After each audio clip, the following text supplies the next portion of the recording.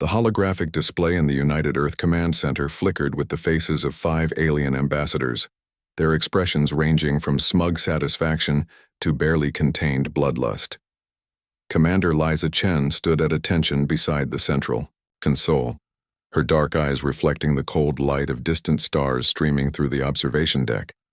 Beside her, Lieutenant James Rodriguez maintained his composure despite the tremor in his clenched fists. "Citizens of the primitive world designated Terra 3, announced the Zephyrian ambassador, his crystalline features refracting the transmission light into prismatic fragments.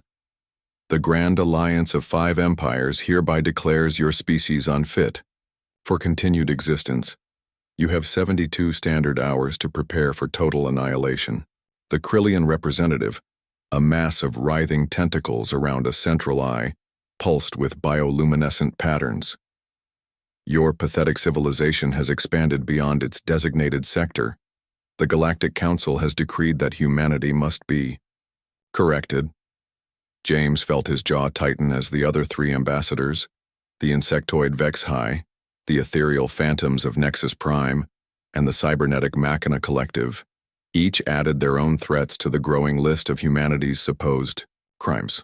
Unauthorized faster-than-light travel, refusal to submit to galactic taxation, the audacity to claim sovereignty over their own star system. 72 hours, repeated the Zephyrian ambassador. "Use them wisely. Perhaps some of you will survive as slaves."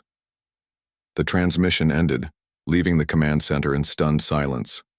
Admiral Harrison, a weathered veteran whose gray hair had witnessed humanity's first steps beyond Earth, slowly rose from his command chair. "Well," he said, his voice carrying the weight of a species' survival, "I suppose they don't know about the Prometheus Protocol." Liza turned toward her superior, confusion evident in her expression. "Sir, the Prometheus Protocol was theoretical. The simulation suggested it was too dangerous to implement." "Commander Chen," the Admiral replied with a grim smile, "when 5 galactic empires decide to exterminate your entire species, too dangerous becomes a relative concept. Lieutenant Rodriguez, initiate emergency contact with Dr. Sarah Martinez at the Luna Research Station. Tell her it's time to unwrap humanity's gift to the galaxy." James's fingers danced across his console, establishing a quantum-encrypted channel to Earth's moon. Within moments, Dr. Martinez's face appeared on screen, her expression grave but determined. "Admiral, I've been monitoring the diplomatic channels. The weapon is ready for deployment, but I must remind you, once we activate the Prometheus Protocol, there's no going back. The galaxy will never see humanity the same way again."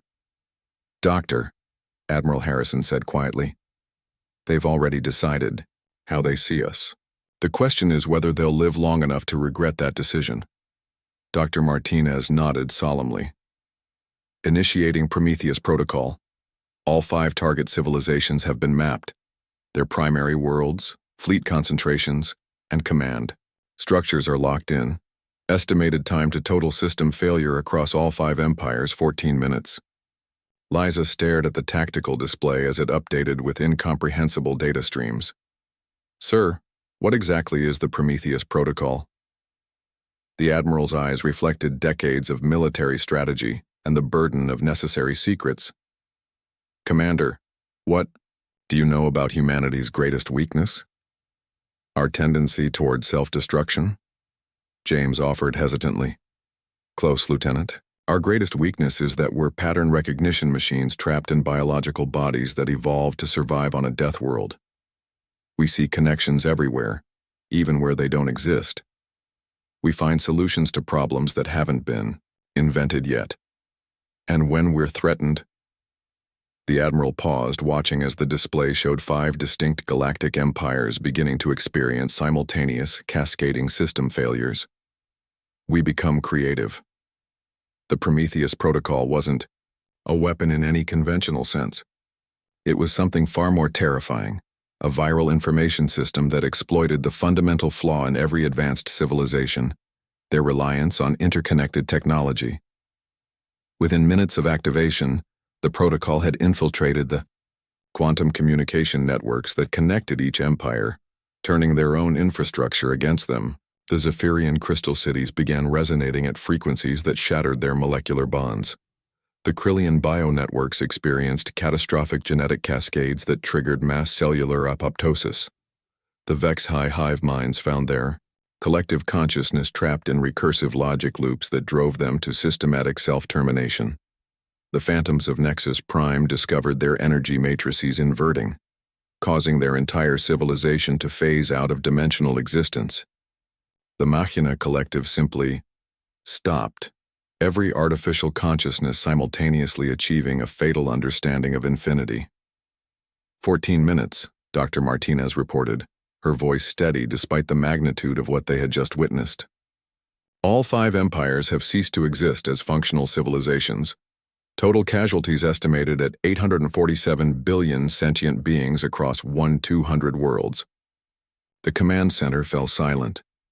James felt the weight of what humanity had just accomplished. Or perhaps what they had become.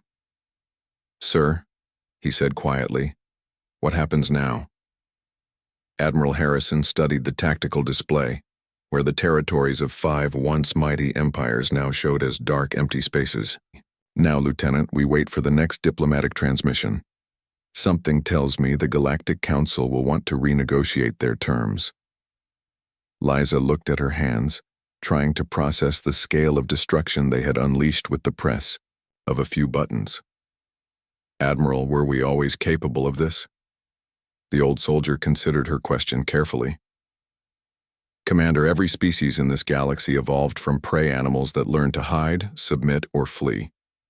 Humanity evolved from persistence hunters on a world that tried to kill us every single day for 4 billion years. We learned to fight back, to adapt, and to never, ever give up." He gestured toward the display showing the empty spaces where civilizations used to exist. Today, the galaxy learned the difference. As if summoned by his words, new transmission requests began flooding the communication array, dozens of them, from civilizations across the galaxy that had suddenly discovered an urgent need to establish diplomatic relations with Earth. James managed a dark smile as he began routing the incoming calls. "Commander Chen, I have a feeling humanity just became very popular." "Popular," Liza repeated, watching as request after request scrolled across her screen from species that had never acknowledged Earth's existence before today. "I suppose that's one way to put it." Outside the observation deck, the stars continued their eternal dance, but for the first time in galactic history, they danced to humanity's rhythm.